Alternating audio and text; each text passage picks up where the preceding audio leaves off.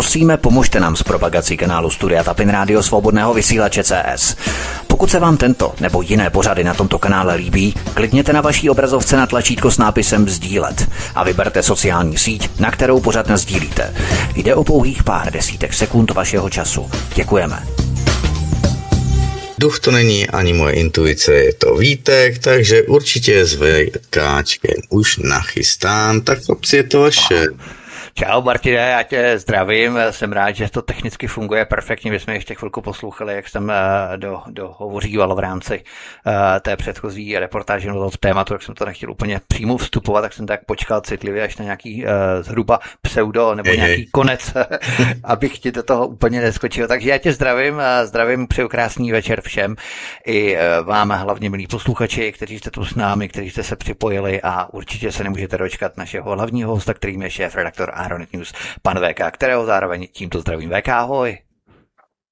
No, ahoj Vítku, ahoj Martine, samozřejmě zdravím všechny naše posluchače a čtenáře, doufám, že jste se dočkali, že jo, po týdnu opět jste se dožili a přežili, že všechny ty teploty, které jsou v Evropě, takže já doufám, že dneska to bude takzvaně cool, že jo, jak říkají Američani, skvělý, ale zároveň i doslova jako chladný, že si dáte něco prostě vychlazeného a že si nás prostě poslechnete a právě přinášíme nová témata i z domova, i když samozřejmě Vítek zase za to nemůže, protože zase nové téma, které není nachystané.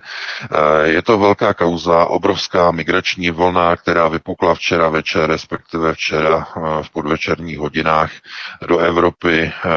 Prorazilo 60 000 invazních migrantů, kteří se hrnou do Evropy.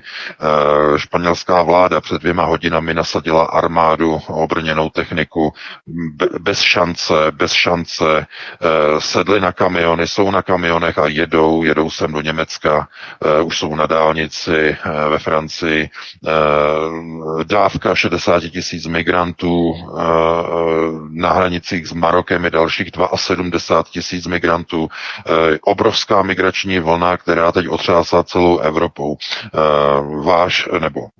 Náš samozřejmě premiér, že jo, Andrej Babiš vyzval k tomu, aby s okamžitou platností bylo Španělsko vyškrtnuto z schengenského prostoru, aby byly uzavřeny hranice mezi Francií a Španělskem. Takže pustíme se do tohoto zásadního tématu, které je úplně mimo všechny perspektivy, protože já k tomu chystám ještě dneska večer komplexní článek, jsou tam videa, která unikla od neziskovka, jak natáčí migranty, jak tam jásají její moderátoři a křičí, pomáháme migrantům, jsou tam děti, vidíte, jsou tam děti, nezaměřujte děti, ne, to nejsou děti, ale jsou to jako děti, podívejte se, už konečně se dotkli španělské půdy, podívejte se, konečně tady jsou. S obrovskou radostí zaměstnanci španělských neziskovek vítají migranty. Všechno budete mít večer ve videu, v článku, bude tam video s titulkama, budete mít další záznamy, ale musíme samozřejmě probrat hlavní téma, to je migrační vlna 2026. Po 11 letech se to znovu povedlo všem organizátorům migračních toků. Znovu máme letní migrační vlnu, obrovskou invazní vlnu, takže to je hlavní téma dnešního pořadu. Víte, ten o tom asi vůbec netuší, nebo to neplánoval, ale pustíme se do tohoto tématu. Neplánoval jsem to, ale to vůbec nevadí. Já doufám, že bude pekelná zima, aspoň minus tak 10, 15, možná 20, aby se tady hezky měli u nás. Možná si to rozmyslí a možná se repatriují zpět, i když v to málo kdo doufá. Jenom prosím tě, Vítku, já hned ti do toho skočím, protože to není dobrý vtip, protože v Berlíně, že tady u nás v Reichu, minulý rok zavedli pravidlo v Berlíně, že byty, které jsou neobydlené, musí být povinně svými majiteli nabídnuty městu k poskytnutí azylového bydlení. Soukromé byty, ne městské byty, ale soukromé byty. Soukromé byty. Tak to je masakr. O tom jsme vůbec ani nemluvili, nebyl k tomu důvod, ale teď to můžeme velmi čerstvě zopakovat.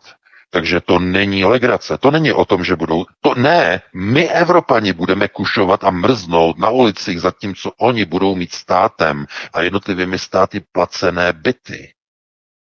násilně nastěhované majitelům soukromých investičních bytů. Máte investiční byt, který je prázdný, který je neobsazený, máte ho umístěný v Berlíně. Smůla.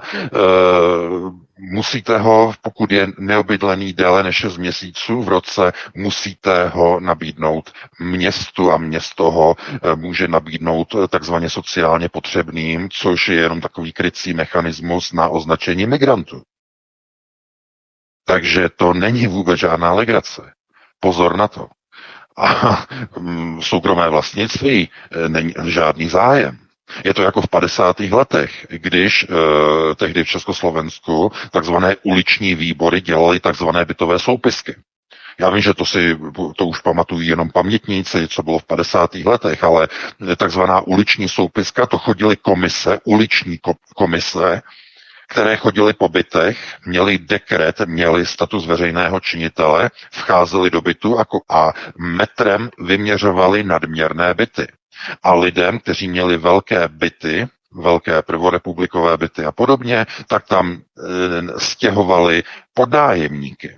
Vyčlenili jim jednu místnost a řekli, vy tady bydlíte jenom 3, ale máte 4 pokoje. Takže 1, 2, 3, ale ten jeden pokoj bude teď pronajmut jednomu dělníkovi anebo dělníkovi a jeho manželce s dítětem a budete mít tady podnájemníka. Tohle to bylo v 50. letech. A to dělali soudruzi. A dneska to dělají samozřejmě neomarxisté. Dělají to už tady u nás. U vás ještě možná ne, ale to není vůbec žádná legrace. Takže to jenom tak na okraj. Hned na začátku jsme začali pěkně zostra. Takže Vítku, ty to uvedeš a pustíme se do tady toho tématu. Že? A my tady budeme trošičku jako na orloji, protože my jsme samozřejmě informovali už před více jak 10 lety o migrační krizi. Byla tady migrační krize několik let. Potom začaly lesní požáry, Amazonie, obrovské simulované. Jak jsme se později dozvěděli, to byla Greta, že jo, rok 2018, 2019, to bylo vlastně po migrační krizi 2 roky, pak začal COVID 20 až 22, pak začala válka na Ukrajině 22 až 26. Po fiasku v rámci, já nevím, co to bylo, malárie, nebo ne, nějaký virus na té lodi, který byl, tomu jsme se bavili před několika měsíci, to zjevně nebyla ta správná karta, takže znovu začíná tedy 26 až nekonečno, možná do příštího kola nějaké Ukrajiny, Bůh ví, co bude, tak začíná znova jako na orloji migrační krize, tak jenom abychom si to trošku jak si se sumírovali dohromady, jak vlastně postupují ty agendy v řadě za sebou. Migrační krize, ekokrize, covidokrize, válkokrize a zase migrační krize znovu opět. Oni asi nic jiného v rukávu nemají. Ale abychom tady nebyli právě, abychom to neřešili úplně stejně, možná to VK vezměme trošku z jiného úhlu, kdo to instrumentalizuje, nebo kdo to orchestruje. Samozřejmě neziskovky jsou, řekněme, statisté, kteří jak si servisují tu celou operaci, ale ví se, kdo nějakým způsobem, protože oni se nemohli zvednout všichni dohromady a jenom tak hurá do Evropy. To muselo být nějakým způsobem. Je to samozřejmě organizované, už o tom, bude to všechno v článku, protože to nejde prostě dělat všechno s takovým způsobem, že jako bychom se tvářili, protože to by byla taková jako urážka našich posluchačů. Oni samozřejmě vědí, všichni víte, kdo je hlavním konstruktorem těchto procesů. Samozřejmě sionistické procesy řízení kontrolované z Londýna. To znamená, cílem je takzvaný the great replacement, velká výměna. Jasně, ale to je prostě takový vágní, jo? Já se omlouvám, že to skáču, takový vágní. Já vím, že to je vágní, ale pokud jste nebyli na Marsu dosud ubytováni a teď jste nepřiletěli, tak si musíte uvědomit, co se děje v Evropě. Proč všichni politici ženou Evropu do války s Ruskem? Kontrolní otázka. Obrovský hřev, nebo ne obrovský, ale od některých čtenářů takový hřev, že co jsem si to prý dovolil říct minule v našem pořadu, že prý co jsem si to dovolil, jak jsem měl tu poznámku, že pokud začnou lítat rakety, pokud Evropa vstoupí do válečného konfliktu s Ruskem, takže já mám připravené kufry a s manželkou letíme za rodinou zpátky do Spojených států, protože tam máme rodinu, děti, že jo. Takže tohleto je zkrátka, že jak je to prý možné, nebo co? To znamená, musíte si uvědomit, že já nebudu s ženou tady čekat prostě v Evropě na to, až nás prostě TCK nebo ženu ne, ale prostě mě prostě odtáhnou prostě někam na frontu do války proti Rusům. Snad takovej debil nejsem. Musíte si uvědomit, nebo vy nevidíte, co se děje na Ukrajině. Že tam ti, kteří neutečou z Ukrajiny, ti skončí v mobilním masomlínu na Donbasu. V ruském mobilním masomlínu. Nikdo jiný nepřežije. Nikdo jiný. A víte, kdyby aspoň ta situace byla nějakým způsobem manažovatelná, že by v Evropě byli politici, kteří by chtěli prostě mírový proces, kteří by chtěli, aby mír byl de facto prosazovaný jakožto politické řešení toho konfliktu, a nejenom konfliktu na Ukrajině, ale mír, aby byl prosazovaný i na Blízkém východě, aby tamní sionisté nevyhlazovali Palestince, aby se nesnažili aby nezabíjeli iránské ajatoláhy, aby nehořel Perský záliv, aby se nezdražovaly pohonné hmoty, aby se svět takzvaně nesměřoval, aby nebyl mířen ke své vlastní záhubě a k vlastnímu zničení. To znamená, pokud by byla někde nějaká šance, kdyby byl někde nějaký politik, nějaké politické hnutí, ale když se podíváte, co se prostě děje v Evropě, tak každý, kdo je zodpovědný, tak musí mít připravený záložní plán B. Já nemám evakuaci z Evropy jako plán A, že tady už mám zbaleno a zítra letím a to ne, tak to nefunguje, ale ve chvíli, kdy začnou padat rakety na Berlín, začnou padat tam u vás, na Holešovice, že jo, tam jak je ta továrna ukrajinská, jak vyrábí drony, a na různé cíle začnou padat v Evropě, tak v tom okamžiku je celá Evropa ve válce, začnou mobilizace, začnou mobilizační povolánky, začnou přicházet jednotlivým ročníkům. Je jasné, koho vezmou, protože my máme v redakci nějaké informace, máme samozřejmě neveřejné, ale plán je takový zhruba, že mobilizační vlny by byly dvě. Jedna by byla ta první, která by brala všechny lidi do 55 let. A druhá, ta doplňující, ta by brala lidi do 60. Ta by byla až druhá jako nouzová, kdyby se to vyvíjelo špatně, tak by brali každýho do 60 let. První vlna by byla do 55 let. Každýho. A musíte si uvědomit, že ta válka by v nějaké chvíli se transformovala do termonukleární výměny mezi východem a západem. Nezlobte se na mě, na něco takového já s rodinou, já čekat nebudu. Nebudu. A to si musí každý udělat sám. Někteří lidé samozřejmě nejsou světoběžníci, nejsou kosmopolitně založení, nikdy nebyli v cizině, nemají jazyk, nemají angličtinu, nemají němčinu, nemají španělštinu, nemají jiný světový jazyk, já to chápu. A nikomu to nevyčítám. Ale je jasné, že lidé, kteří zůstanou ve válečném prostoru, tak budou v tom nejlepším případě budou trpět jako psi. Ale v tom horším případě to nepřežijou. Ani oni, ani jejich děti. To je šílené. A kdo to chystá, kdo to připravuje? Naši evropští politici. Chystají a plánují tuto konfrontaci. Všude v médiích mluví o tom, musíme se připravit. Musíme se připravit na rok 2030. Rusové zaútočí. Už v roce 2030 musíme se připravit, musíme zbrojit, musíme se připravit, musíme zbrojit. Pořád dokola. Mluví o tom neustále. Pořád. Každý den. Akorát, že lidé už jsou trochu otupělí a nevnímají to. To je chyba. Protože když o tom mluví pořád, tak to znamená, ne, že by se jako toho báli, ale je to součást tvorby informačního pole. A o tom jsme už mluvili tolikrát. Jak fungují globální procesy řízení. Než chcete cokoliv provést, než chcete cokoliv nabídnout veřejnosti, musíte utvořit a sformátovat informační pole. Jako při práci na počítači. Máte počítač, abyste mohli na něm něco dělat, máte ho úplně nový, musíte sformátovat pevný disk. Že? Nebo dneska už nejsou pevný disky, dneska už jsou nějaké ty SSD disky a podobně, ale zkrátka obrazně musíte prostě sformátovat systém a to je tvorba informačního pole. Vy si zkrátka vyškatulkujete procesy řízení v informačním poli, ovládnete média a ta média začnou takzvaně posunovat žádaný narrativ. A to, co vidíme v Evropě, je žádaný narrativ přípravy na válku s Ruskem. To není o tom, že teď by se někdo ptal, a jak to bude s tou válkou?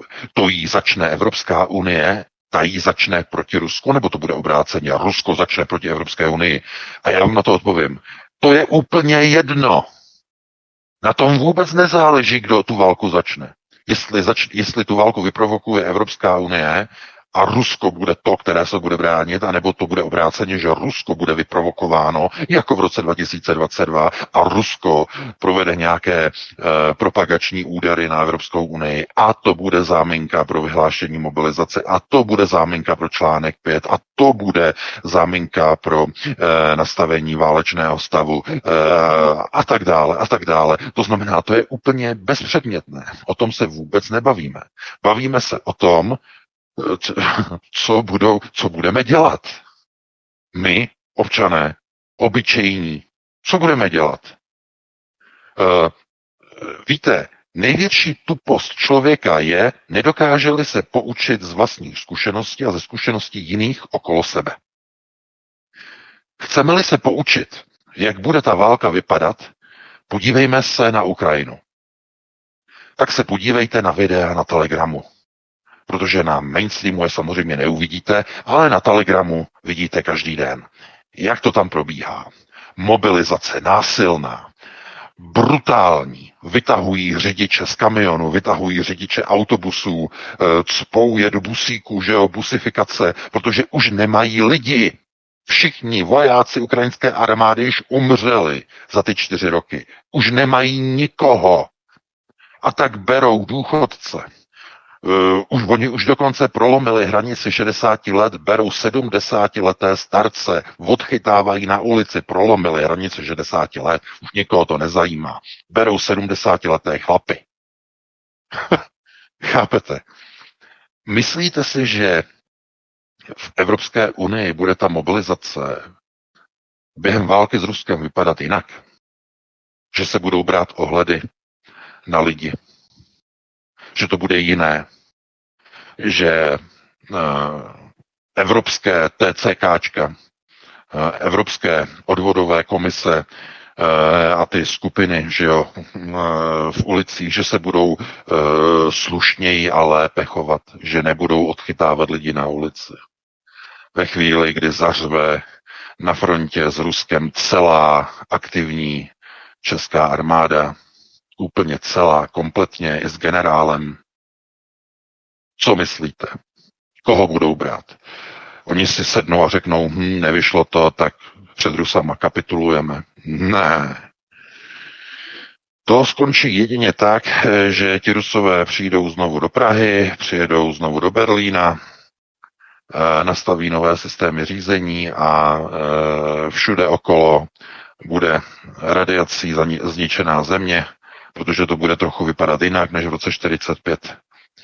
A jestli vůbec přijedou, protože jestli vůbec budou chtít přijet, protože pokud se jenom trochu díváte na ty výroky, jakým způsobem se vyjadřují na adresu Evropské unie, tak teď, co tam zaznělo od Medveděva, v Evropské unii není už vůbec nic, jenom dluhy a migranti. To je ten výrok. Už nic, jenom dluhy a migranti. A samozřejmě, že to je nekorektní výrok, protože v Rusku samozřejmě mají tolik migrantů ze zemí bývalého Sovětského svazu, že tady s těma výrokama by Medveděv a další měli být velice opatrní, protože to jsou takové příměry, které jsou spíš střelbou do vlastní nohy, ale samozřejmě, že v Rusku teď je před volbama, že jo, do Dumy 20. září, takže tam teď je dovoleno všechno de facto, ale to je na jinou diskuzi. Každopádně, že to, co vlastně probíhá ohledně migrace, tak ty migrační toky, které jsou nastartovány, tak de facto jsou součástí onoho procesu. To znamená, mluví se dlouho o takzvaném velkém nahrazení obyvatelstva, the great replacement. To znamená bílé obyvatelstvo, které je v Evropě podle proroctví, že talmudických proroctví, má být samozřejmě zničeno v rámci likvidace Edomu. O tom hovoří jednotliví rabíni, sionističtí rabíni. Máte o tom video, mnohokrát už jsem ho dával do článku na Aeronetu. Znáte to video, tam to je ten kompilát, ta kompilace těch několika rabínů, kteří tam mluví o tom, co je to Edom, jak Edom musí být zničen, jak Hašem se stoupí na zem a zničí celý Edom v obrovském ohni, o tom, jak Evropa a Severní Amerika je součástí takzvaného poslední říše, posledního Edomu, který musí být prostě zničen, který musí být úplně zlikvidován a již více ho nebude. To znamená, tohle je součást o něch talmudických proroctví a protože ta proroctví jsou samo naplňující, oni je realizují, sionističtí je realizují, tak už vám to skanat musí skutečně dojít. Je plánem, je cílem uvrhnout Evropu znovu do války, do zničující války. Je to plánem, je to součástí plánu. To znamená, kdyby to nebylo plánem, tak by nikdo z evropských politiků do té války s Ruskem neburcoval. A oni burcují. A oni burcují. A pořád burcují. A pořád do války. A pomáhají Ukrajině střílet rakety dlouhého doletu a drony dlouhého doletu do Ruska na jejich cíle, aby Rusové byli vyprovokováni. A podívejte se, včera spadla ruská raketa do Polska. Raketa, ta H-110, že? A teď hned velký hřev, hned si předvolali ruského velvyslance ve Varšavě, co se to děje, to slučilo, že tam to spadla ta raketa a ona spadla nějak za hranici, nějak nedaleko a tak dále, hned byl z toho hřev, ale to nebylo to, co oni chtěli. Oni samozřejmě chtěli, aby ta raketa zlikvidovala nějaký podnik v Polsku. To bylo cílem. Tohle to bylo spíš nějaký omyl, ale chápete, jakmile skončí v Rusku volby, tak se může stát úplně cokoliv. Jakmile bude zvolená nová duma, budou se dít obrovské věci. Samozřejmě, že všichni to popírají. Medveděv to včera popřel. Stejně jako Peskov to popřel. Úplně stejně jako popíral speciální vojenskou operaci 20. února 2022. Do dneška si to pamatuju, jak Peskov měl tiskovou konferenci a 20. února říkal, že všechny informace o tom, že Rusko vtrhne na Ukrajinu, jsou lživé, jsou to dezinformační nesmysly šířené Spojenými státy a evropskými nepřáteli, že nic takového se nechystá, že žádná invaze na Ukrajinu nebude. O 4 dny později to bylo všechno jinak. To znamená, není to tak, že byste mohli úplně věřit všechno, co říkají ruští představitelé. Předtím bych opravdu varoval. Tak to nefunguje. Ve válce totiž se samozřejmě používají úskoky. V každé válce se používají lsti, používají se dezinformace na zmatení systémových procesů řízení nepřítele a tak dále. S tím se musí počítat, to je zcela normální. To dělají úplně všichni, to dělají Američani, dělají to Rusové, dělají to všichni. Ale pravda je taková, že sami Rusové vědí, co se teď říká v celém Rusku. Bude mobilizace. Bude mobilizace. Chtějí vzít 500 000 Rusů. 500 000, už ne 300, 500 000 Rusů chtějí vzít. Chtějí vzít a chtějí otevřít novou frontu na Černigivskou oblast, z Brandské oblasti na Černigiv. To znamená, Rusové chtějí východní Kyjev obsadit. Chtějí půlku Kyjeva, východní Kyjev na východním břehu. To je proces, který teď se spustil. A po volbách, co se začne dít v Rusku, Ježišmarja, to si vůbec ani nechci představit. To znamená, Oni vědí, co se začne dít po tom 20. září. Europčiky. A teď si to musíme probrat, protože bude o tom zřejmě hovořit i Pjakin v příštím, že jo, v příštím pořadu. A já to můžu načnout. Ve chvíli, kdy se chystá tahleta operace, kdy se chystají tyhle ty procesy, tak je nejlepší doba, když je Evropa oslabená, nasunout co nejvíce migrantů, co nejvíce překreslit mapu Evropy a co nejvíce ji zevnitř destabilizovat. Jak destabilizujete gojské země, jak destabilizujete Evropu, jak destabilizujete Edom. No, rozbouráte bezpečnost v ulicích. Nahrnete migranty, rozbouráte bezpečnost. Začnou pobíhat po ulicích černoši z Afriky s nožema. A kdokoliv to bude kritizovat, půjde sedět. Kdokoliv nakreslí nějakého černocha s nožem na plakát předvolební, budou ho soudy, soudcokracie ho takzvaně zahájí. Že? To znamená, takhle je to nastavené. A co je hlavní, co je zásadní, že vždycky, pokaždé, když chcete rozbít jakýkoliv současný, existující, jestvující proces řízení, tak se to vždycky dělá tak, že první rozvrátíte systém a proces řízení, který vychází z první priority, světonázorově vzdělávací. Jak se to udělá nejrychleji? No, do země, která je křesťanská, přitáhnete muslimy s kinžálama a s nožema, aby začali podřezávat nevěřící. Takhle se to dělá. Takhle. Přesně takhle se to dělá. To znamená, destabilizujete proces řízení v daném národním státě. A někteří politici v Evropě si začali uvědomovat, jak je migrace nebezpečná, samozřejmě s křížem Pofonusu. S obrovským křížem Pofonusu, protože takovéhle uvědomění měli mít před 11 lety, v roce 2015, ne v roce 2026. Dneska je to s křížem Pofonusu.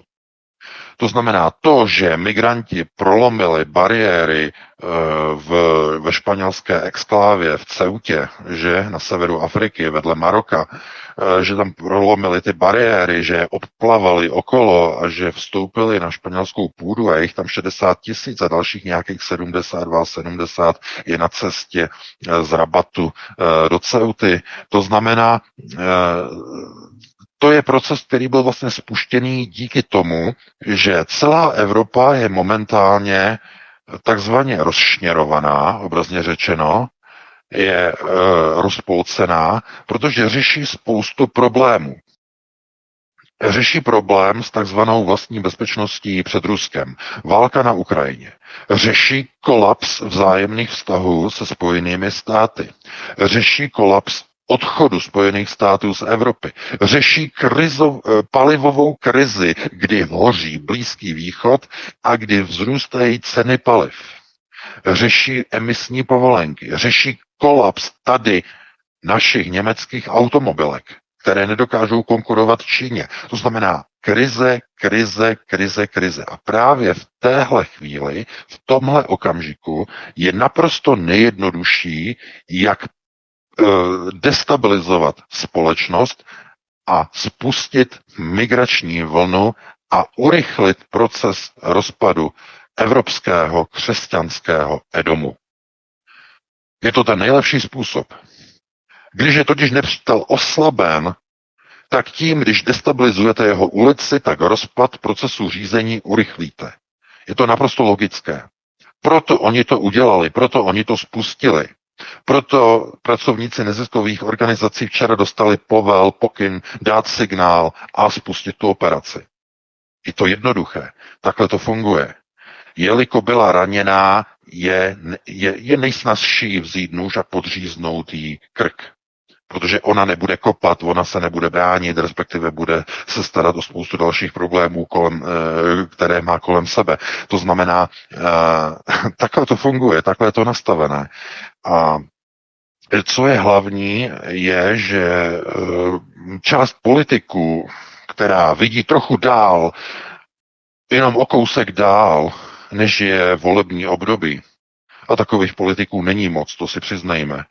Většina politiků se jenom dívá, co je a co bude do konce volebního mandátu dál, se nedívají. Ale ti, kteří se dívají trochu dál, tak je musí jímat hrůza toho, co se děje v Evropě v posledních několika letech. Protože není-li zájem o ukončení války na Ukrajině, není-li zájem o jakákoliv jednání, není-li zájem o reflektování reality na bojišti, není-li zájem o vyřešení příčin toho konfliktu, proč vůbec vznikl, protože to je nejzásadnější, tak to znamená, že ta Evropa chce tu válku, aby pokračovala.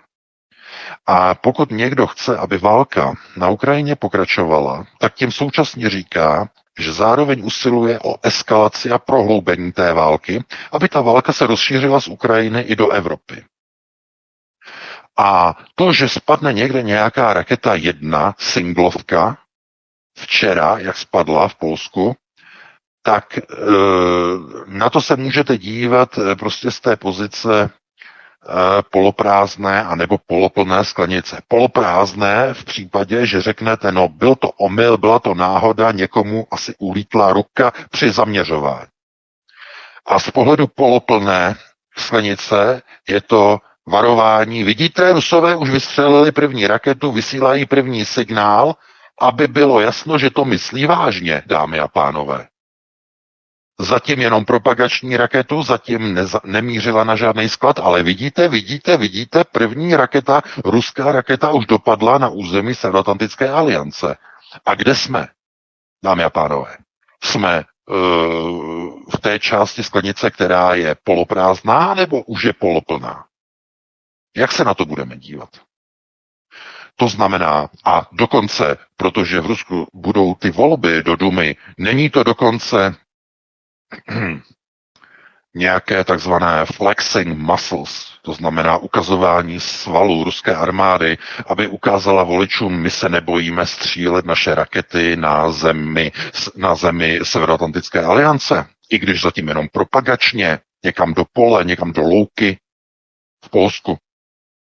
Signál vyslaný takzvaně synapticky, to znamená, aby to vzala veřejnost, aby si domyslela, jaká je souvislost, že takzvaný, by se říkalo,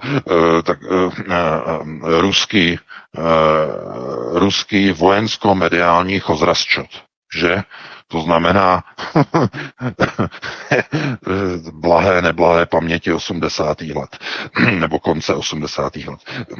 To znamená, posílají se nějaké signály, nějaké vzkazy, které jsou natolik primitivně konstruované, aby veřejnost si je uměla vysvětlit. Aby si veřejnost řekla, aha, ono je to takhle. Sice nikdo nám to neřekl, ale aha, ono je to takhle. Proto znovu říkám, to, že Evropa se na něco chystá, to znamená, že pořád říkají, že generální tajemník NATO mluví o tom, že v roce 2030 bude Rusko schopné zaútočit na Evropu a do roku 2030 musí být celé NATO připraveno na válku s Ruskem. Z toho důvodu, že Rusko zaútočí v roce 2030. Když tohle to říká náš náčelník generálního štábu Bundeswehru úplně to samé, že musíme se připravit na rok 2029 anebo 2030, protože Rusko bude připraveno zaútočit. Když to říká vrchní velitel spojeneckých vojsk v Evropě, vrchní velitel NATO, že v roce 2030 bude Rusko schopno zaútočit na Evropu, to znamená všichni tyhle 3 hlavouni říkají totéž, no tak asi to bude to, co mají na mysli. To znamená, není to náhoda, není to, že by to někdo vytáhl z šuplíku a ostatní by to dementovali, že to není pravda. Ne, všichni to mají takhle naplánované. Všichni říkají úplně to samé. Všichni se chystají úplně na to samé. To znamená šílenství Evropy, které nechce ukončit válku na Ukrajině a chce pokračovat ve válce, znamená, že ta Evropa se rozhodla lajznout si, risknout si termonukleární výměnu mezi východem a západem. Protože oni musí vidět, že když tu válku takzvaně vyvolají, Rusy vyprovokují, vytáhnou medvěda takzvaně z díry, donutí ho, aby bojoval, jako ho donutili v tom roce 2022, aby vytáhnul na Ukrajinu. To znamená, oni když to udělají, tak kdo tam bude bojovat v té válce? Migranti, které oni si natáhnou sem do Evropy? A nebo místní obyvatelé, my, gojím, my, křesťané, my, Evropané? Kdo myslíte, že půjde do té války? Já doufám, že znáte odpověď, že nejste tak tupí. Věřím, že nás poslouchají jenom bystří a chytří lidé, že není třeba, abych jim na to odpovídal, protože vědí, jak to bude, jak to dopadne. Migranti budou ti, kteří budou nová sorta Evropy. Ti, kteří budou novými majiteli Evropy. A staří majitelé, my, Evropané, pro nás, oni, sionističtí, plánují pochod do zničující války proti ruské mobilní válečné mašině. Takhle to mají naplánované. A kdokoliv si chce namlouvat něco jiného, tak si lže do své vlastní kapsy. A pokud někdo nemá záložní plán B připravený, pokud někdo se nepřipraví na tady tu situaci, a byli bychom všichni rádi, kdyby nenastal, ale kdokoliv sleduje politické procesy, musí už dávno mít připravený plán B. Dávno. A to je moje výzva, to je moje varování. Protože já myslím, že za ta léta poslouchání našich pořadů už byste měli nabrat trochu konceptuální gramotnosti a měli byste vědět, že politici v Evropě se rozhodli pro válku s Ruskem.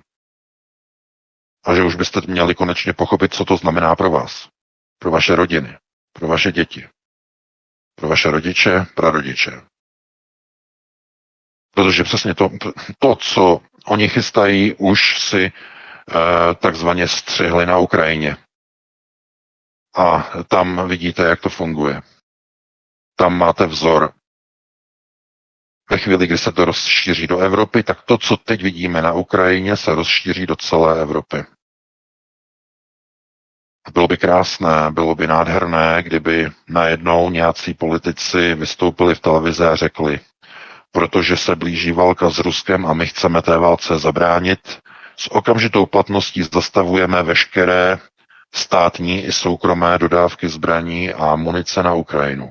Zakazujeme vývoz veškeré naší munice na Ukrajinu a kdyby to udělala i Evropská unie a jménem Evropské unie by zakázala veškeré další dodávky munice na Ukrajinu, v tom okamžiku válka na Ukrajině by skončila. A vidíte, že nikdo to neřekne. Nikdo z politiků. Mluvil jsem o tom minulý týden. Nejzásadnější vůbec pořad, který jsme měli za několik posledních let. Minulý týden. Nejzásadnější. Znovu si ho poslechněte. Protože není-li v Evropě nikdo, kdo by skutečně a autenticky chtěl konec války na Ukrajině, není ochoten nikdo zastavit dodávky soukromých zbrojovek, munice a zbraní na Ukrajinu, nikdo, naprosto nikdo, tak to znamená, že pochodujeme a směřujeme do války s Ruskem. A teď je úplně irelevantní, znovu opakuji, irelevantní, kdo tu válku nakonec rozpoutá. Jestli Rusové vtrhnou a zaútočí na Evropu, anebo obráceně Evropa provede nějaký útok na Rusko a Rusko se bude bránit, to je naprosto irelevantní. To nás vůbec nemusí zajímat, kdo bude viníkem. Stejně jako dneska to nezajímá Ukrajince a rodiče a matky a otce, ti, kteří přežili, ti, kteří nebyli mobilizováni a jejich prarodiče, že jejich potomci jsou likvidováni v bratrovražedném boji mezi Ukrajinci a Rusy někde na Donbasu, někde na východě. Ve válce, která začala v únoru 2014 státním převratem na Majdanu v Kyjevě. Válka, vyprovokovaná státní převrat, vyprovokovaný Spojenými státy a Velkou Británií. Tehdy v roce 2014. A pokud někdo chce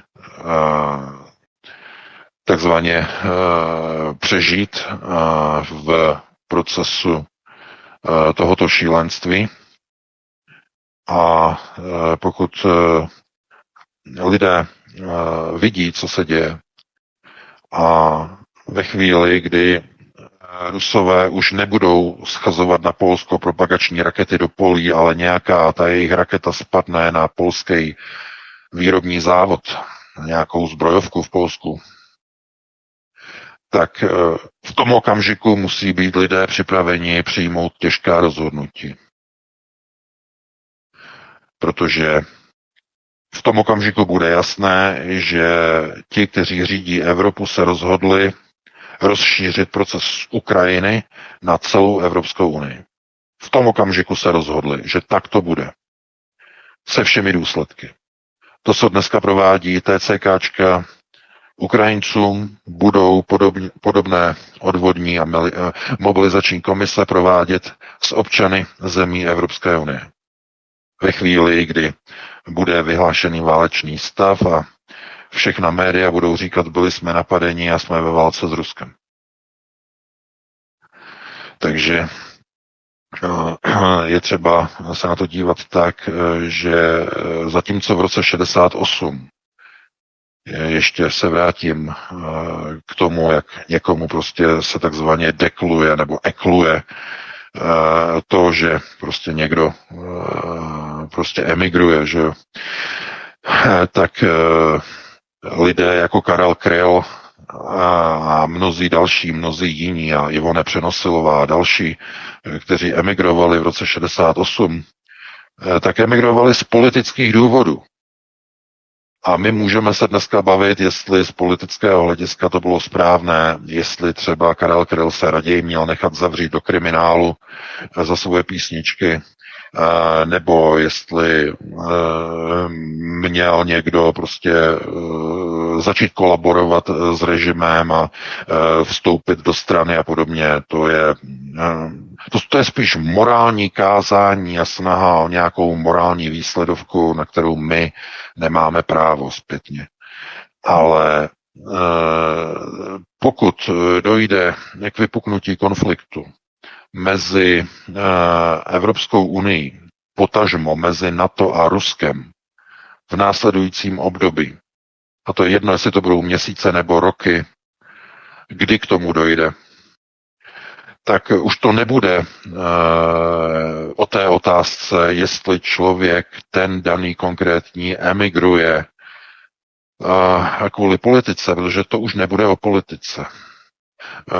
To už bude o uchování vlastního života, protože kdo neuteče, nepřežije. Tohle to říkají dneska Ukrajinci. Všichni ti, kterým se podařilo utéct, kteří utíkají přes rumunské hranice, říkají, že ten, kdo neuteče na Ukrajině, nepřežije. Všichni budou nakonec stemleti v ruském mobilním velkokapacitním masomlíně. To říkají Ukrajinci, to neříkám já. A tohleto teď platí pro Ukrajince. Ve chvíli, kdy vstoupí Evropa do války s Ruskem, bude to platit pro všechny Evropany. A na to já se svojí rodinou čekat nebudu. To nikdo ani po mně nemůže požadovat. Takže takhle bych jenom odpověděl na některé ty e-maily, které přišly, aby lidé si uvědomili, že se to nedá srovnávat s rokem 68, protože v roce 68 šlo o politické emigrace, ne o záchranu svého vlastního života. Takže takhle bych na to reagoval. No, Vítku, pokud máš nějaké doplňující otázky, tak ještě zodpovím a když tak se pustíme do dalšího tématu, pokud máš. Dáme samozřejmě tématu, které jsme měli naplánované jako první, než do toho vstoupila migrační krize právě spuštěná. A podíváme se na Anthony Fauciho, na farmaceutickou lobby, protože to je velmi důležitý a myslím, že to hýbe sociálními sítěmi a veškerým zpravodajstvím nebo tím zahraničním zpravodajstvím. Senátní fraška ve Washingtonu potvrdila obrovskou moc farmaceutické lobby. Anthony Fauci odmítl vypovídat o Wuhanu, financování i roli CIA a raději zvolil 5. dodatek, který opakoval neustále dokola. Fauci se dokonce odmítl i podívat za sebe na stojící oběti covidového teroru v Americe. A co v Česku? Kdy začnou tribunály a slyšení s českými faušisty nebo fašisty, můžeme tak na koronafašisty, faučisty, terorizujícími obyvatelstvo během covidu? Na tom je velmi zajímavé to zarámování. Určitě si VK procházel některé zpravodajské outlety v České republice a ten framing, v podstatě zarámování, kde se to snaží posadit do té roviny, že v denících Anthony Fauciho se našlo něco, že tam prý špatně psal o Donaldu Trumpovi a to je úplně ta nejhlavnější zpráva v českých médiích, jak se odsouvá na vedlejší kolej. To vlastně hlavní, že tam probíhá opravdu obrovská diskuze a vůbec terorizování během covidové mašinerie. Ano. A česká média to takto neuvěřitelně posunou úplně na jinou úroveň. Jo? Ano, samozřejmě, protože ta média byla součástí onoho spiknutí proti lidu a proti národům. Oni byli součástí, samozřejmě to je veřejně známé, že brali peníze od farmaceutických společností za reklamu. Ty reklamy na očkování, které byly na velkých českých zpravodajských serverech, ty byly placeny farmaceutickými společnostmi. To samé tady v Německu, úplně to samé. Tady byly reklamy na Comirnaty 500, že? Na tu vakcínu od Pfizeru. Tady byly úplně všude. To bylo v novinách, to bylo v tisku, to bylo v časopisech, to bylo na internetu, banéry vyskakovaly na webových stránkách. Ale na jakých webových stránkách? No na webových stránkách hlavních zpravodajských deníků. Chápete? Takže oni jsou součástí toho procesu, oni jsou součástí toho biznesu. A Ursula von der Leyen, která narychlo ze svého služebního telefonu v rozporu se zákonem vymazala všechny soukromé SMSky s Albertem Bourlou, to znamená se šéfem, že samozřejmě že židovský šéf Pfizeru, tam ona si s ním dohadovala soukromně vakcínky, soukromně, kolik za kolik se bude platit, tohleto všechno. A když se začalo vlastně zjišťovat, jak to tenkrát bylo s objednáváním těch vakcín, mnoho z nich se vyhodilo, mnoho z nich se vylilo, zlikvidovalo, spálilo, že jo, protože nebyly využité, lidé to nevyčerpali takzvaně a nevyčerpalo se to hlavně kvůli tomu, že vypukla válka na Ukrajině v únoru 2022, to znamená skončila covidová éra, najednou zůstaly obrovské sklady šmakulády, že jo, na skladech, takže všechno se to spalovalo ve spalovnách a prostě obrovské vývary tam byly, začalo se to vyšetřovat, ona to všechno smazala, tím se dopustila ničení důkazů, hned několik paragrafů bylo vyjmenováno, že ona porušila, ale nikdo ji nezahájil, nikdo ji neobvinil, nebylo dovoleno. Chápete? Je nedotknutelná. Porušila zákon, je nedotknutelná. Fauci alibisticky přijde ke slyšení k vyšetřovací komisi amerického senátu a tam použije 5. dodatek, že nebude vypovídat, protože se odvolává na 5. dodatek. 5. dodatek všechno na nic. Více než 70krát použil tu frázi o tom, že se odvolává na 5. dodatek. Více než 70. 70krát. To znamená, to je neuvěřitelné, ale kdokoliv to sleduje, tak to nikoho prostě nepřekvapí. Takhle je to nastavené. To znamená, je jasné, že média nechtějí mluvit o tom, o čem se tam hlavně mluvilo, to znamená o tom, jak vůbec vznikl ten virus. Jak je možné, že ten virus pochází z amerického výzkumu, který probíhal ve Fort Detrick a v roce 2014 ty viry byly přesunuty do čínského Wuhanu. Jak je to možné? Jak je možné, že se potom lživě tvrdilo, že ten virus má přírodní původ? Jak je možné, že to nebylo odkryto a odhaleno? Jak je možné, že k tomu převodu toho nelegálního výzkumu do Wuhanu dal souhlas přímo Fauci? To znamená, ten virus pocházel z amerických laboratoří. Jak jsme o tom psali na Aeronetu, tam máte článek, se na to podívejte, jak tam o tom píšu, že s vysokou pravděpodobností jde o americký virus. Vidíte, tenkrát říkali, že to je prostě dezinformace Aeronetu musela znovu. A je to teď pravda. Teď je to pravda po 5 letech nebo po kolika. Chápete? To znamená, takhle to funguje. A oni nechtějí přiznat, česká média nechtějí přiznat, že Aeronet měl zase pravdu. Oni by museli totiž si vylít pekáč špíny na hlavu, museli by si pomazat hlavu máslem, oni to nechtějí dělat, takže oni to raději odsunou stranou, řeknou, že se tam bavili o nějakých prostě nepěkných věcech, které Fauci napsal prostě o Trumpovi a podobné bláboli a žvásty. Prostě mainstreamová média škrtněte, vypněte, polijte benzínem, zapalte, zapomeňte, zrušte, hoďte do koše, zakopejte pod zem a 4krát proklejte a už se nikdy k ním nevracejte, tak je to úplně nejlepší. Takhle prostě fungují prostě ta média. Pokud jste dneska viděli takový ten miniskandál, jak byla tisková konference ministerstva zahraničí a pan Macinka tam nepozval prostě nějaké novináře z nějakého toho deníku N, nebo jak se to jmenuje, a jakože tam nebyli pozváni a syndikát novinářů prý vyzval k bojkotu tiskových konferencí českého ministerstva zahraničí. Prostě, chápete, to jsou organizované skupiny, je to organizovaná skupina, oni píšou někde podle nějakého zadání a v době covidu psali podle zadání farmaceutických korporací. Proto během covidu mainstreamová média ztratila 60% svých čtenářů. To je statistika, která vyšla tady v Německu, ve Špíglu. 60% německá mainstreamová média ztratila během covidové éry ze svých čtenářů.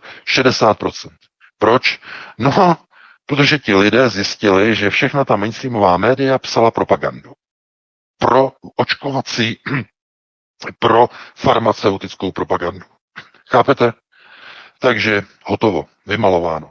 Takhle se na to musíte podívat. Vítku, mě už skoro úplně zaskočilo v krku, vyschlo v krku, já se musím občerstvit, něčeho se napít, protože jsem z toho úplně vynervovaný ze všeho. Doufám, že teda naši posluchači se nebudou zlobit, že to tady zapíchneme o 4 minuty dřív, protože já jsem úplně vyřízený dneska. Takže doufám, že teda jsme to probrali úplně všechno. Dáme si přestávku, Martin nám najde nějakou písničku nebo 2 a hned potom se pustíme do telefonických dotazů. Určitě lidé už jsou připraveni a budou to zajímavé, pěkné dotazy. Prosím jenom o jednu otázku, protože 2 většinou nestihneme. Nestihneme. VK s těmi médii je to úplně stejné, jako jsme hovořili o Joe Bidenovi, že má mentální postižení a tak dále. Všichni jsme byli dezinformátoři a potom najednou všechna média hurá začala informovat o Joe Bidenovi. Ale jestli ještě zvládneš takovou bleskovku s tou von der Leyenovou, tak se tě chci zeptat, přece to vůbec nic neřeší, když ona smazala SMSky, no taková opravdu bleskovka, jo, ať nebudu trápit, taková bleskovka, když ona smazala ty SMSky na svém mobilním zařízení, to přece nic neřeší, však ten operátor proboha si všechny SMSky uchovává na cloudových serverech, sledují každý pohyb na to, každou ano, SMSku a tak dále. Je to pravda, je to pravda, Vítku, je to pravda, ale pouze jenom po dobu 6 měsíců. Operátoři podle evropských předpisů mohou skladovat data ten black box, pouze 6 měsíců. Pouze 6 měsíců, to je takzvaná retenční doba, retention time. Takže retenční doba je 6 měsíců a jedině v případě, že přijde soudní příkaz o třeba zadržení nějaké informace, tak tam je potom doba neomezená. Ale k tomu musí být soudní příkaz. To znamená soudní příkaz na dané telefonní číslo a zadržet informace od této chvíle na celou dobu. To znamená, kdyby v roce 2022 tam byl takový příkaz, no tak až do dneška by to bylo všechno zálohované. Ale ne, tam to bylo jinak, protože oni dohodli, nebo ona dohodla s Bourlou v prosinci 2022 a tohleto se začalo řešit až teď nedávno, to znamená, už to dávno bylo smazané od operátora a jediné místo, kde ty SMSky byly uchovaný, byl její mobilní telefon, služební telefon, navíc ne soukromý, služební telefon na služebním čísle Evropské unie. Ona má své vlastní číslo. Uršula, jo, svoje unijní číslo. A ona ho normálně smazala. To znamená, ty SMSky, co tam měla v tom mobilu, tak prostě fyzicky smazala, dopustila se ničení důkazů, trestný čin, ničení důkazů, potom zneužití datového spojení nebo připojení, to jsou ty speciální předpisy. No zkrátka asi 4 nebo 5 paragrafů tím porušila, ale nebyla obviněná, nebyla zahájená, zkrátka se to přišlo mlčením a zkrátka, chápete, je chráněná, je nedotknutelná, že? Je chráněná, nedotknutelná, nikdo se na ní nedostane, takže takováhle je realita, takhle to prostě funguje. A na to se prostě lidé prostě musí jako dívat z toho pohledu, že prostě někdo je rovný, ale někdo je samozřejmě rovnější. No, takže takhle bych na to reagoval a dáme si teď tu přestávku. Samozřejmě známe i její napojení na BlackRock, že od roku 19 a tak dále, všechny organizace v rámci smluv, které podepsala v rámci životního prostředí a tak dále, a tak dále. Tak Martine, dáme si písničky, zahrajeme si. Dobro, jdeme na to. Nuž, tak já se optám, zde VK a Vítek jsou napojeni, občerstveni a nachystáni. Jo, a technická, jestli mi ozvou, dámy a pánové. Dneska je to Studio Kadaň, takže budete volat na WhatsApp. Na WhatsAppové telefonní číslo 775 829 812 zůstává stále stejné, ale nevolejte na mobilní číslo, tedy volejte přes WhatsAppovou aplikaci. Když už to Pavel nastavil, tak to rovnou tady pokřtíme a vrhneme se na to. Než někdo zavolá, mám tu dotaz prý, zeptám se, co je prý pravdou na tom, že Alexandr Vondra a Petr Pavel mají finanční podíly ve zbrojařských podnicích, s tím, že to propálil někdo na Slovensku v televizní diskuzi, jak tam byl Sáša Vondra a on tam byl, teď nevím, jestli tam byl s Romanem Michalkem nebo s někým a on přece Saša Vondra utekl z té diskuze, že tam nebude poslouchat. Tak jestli VK má nebo Vítek. Ano, to je pravda, protože když tady ještě byly informace ohledně pražského radaru, amerického radaru v Brdech, to bylo ještě v roce 27-28, tak už od té doby vlastně loboval Alexandr Vondra právě za americký radar, protože on měl nějaký podíl ve společnosti Dutco World, respektive AMI Communications, což byla vlastně, ano, hned pustíme vás, což byla vlastně česká firma, která měla na starosti PR a marketing a on vlastně loboval za ty pandury, rakouské pandury, což bylo vlastně přes rakouskou firmu, tuším Ster. Ano, slyšíme. A ano, slyšíme se, hned vás pustíme, jenom chviličku. Vydržte. A to byla právě, to je velmi důležité, a to byla právě americká firma, americká korporace Dutco World. A to byl právě Saša Vondra, který v podstatě vystupoval za tuto firmu. VK, máš k tomu ještě nějaké krátké doplnění k tomuto? Prosím vás, to je nošení dříví do lesa, bylo by to velice naivní. Všichni politici samozřejmě mají svoje všimné od zbrojařů. Naposledy jsme viděli, co se začalo dít ve chvíli, kdy jedna skupina lidí, respektive skupina vlády okolo Andreje Babiše a ministra zahraničí a té oficiální delegace na summit NATO chtěla vyšplouchnout druhou skupinu, která se nachází okolo Pražského hradu a Petra Pavla. Jak nebylo dovoleno, jaký křik, dokonce jak museli honem rychle večer volat na ústavní soud, aby se soudci v nočních hodinách, aby zasedali, aby se sešli a nad ránem rychle honem, aby se psali předběžné opatření, aby Babišova vláda byla povinna vzít do Ankary i Petra Pavla. Takže to mě nepřekvapuje, ale pojďme se pustit do prvního volajícího. Jdem se na něj pustit. Tak, svobodný vysílač, konečně se nám to podařilo, ale nemůžu vás vzít do zákulisí, takže můžete položit dotaz. V první řadě vám chci poděkovat celému týmu za skvělou práci. Těším se, až bude tato, řekl bych, vzdělávací pořad v každé rodině, jestli se toho dožijem. Ale mám jednu otázečku už delší dobu, chtěl bych se zeptat pana VK, aby mi odpověděl. Adolf Hitler nesnášel Židy a ve velkém je samozřejmě hubil, ale zajímá mě jedna věc, zdali to byl už nějaký boj uvnitř židovské komunity, anebo jestli to bylo něco, co vedlo Adolfa Hitlera k jakékoliv pomstě, jelikož v podstatě ze začátku je jasné, že sponzoři banky a firmy patřily zrovna židovským rodinám. Děkuji.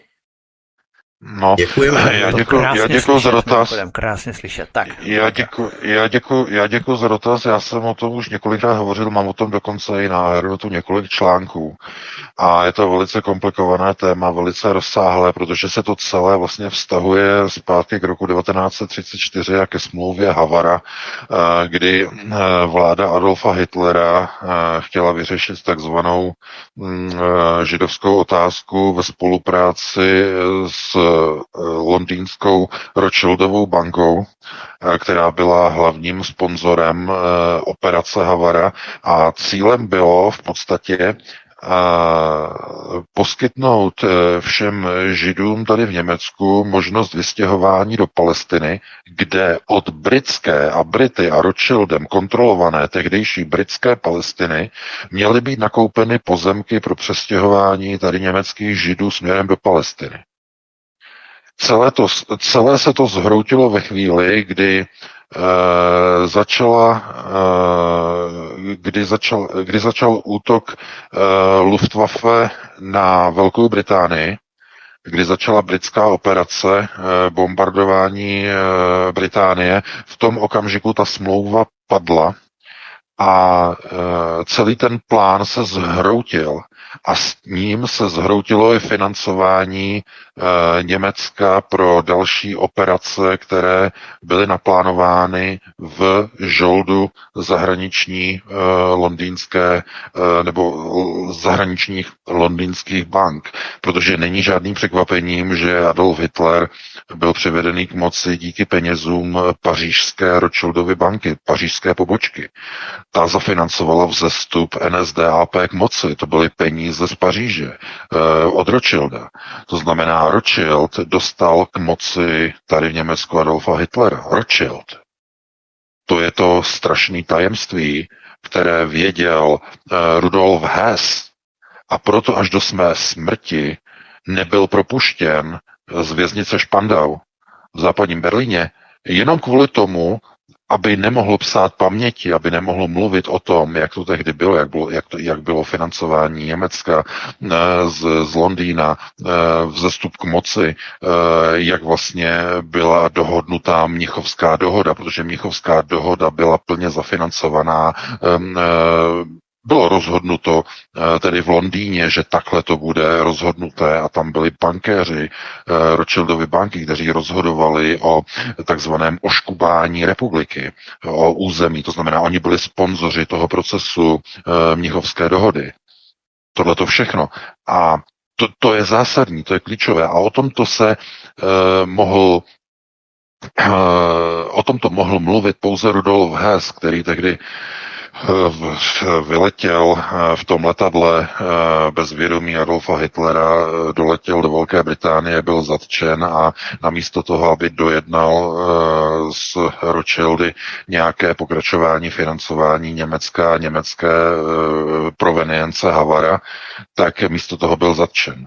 A následně se začalo řešit, jakým způsobem tedy ty majetky, které byly plánované, že budou v podstatě financované skrze Rothschildovu banku, válečné tažení proti Sovětskému svazu mělo být financované z majetku, který byl prodán tady místním Židům, kteří místo toho měli být odsunuti do britské Palestiny. Ve chvíli, kdy Německo začalo válku s Velkou Británií, tak odsunutí německých občanů, německých Židů do Palestiny, do britské Palestiny již nebylo možné.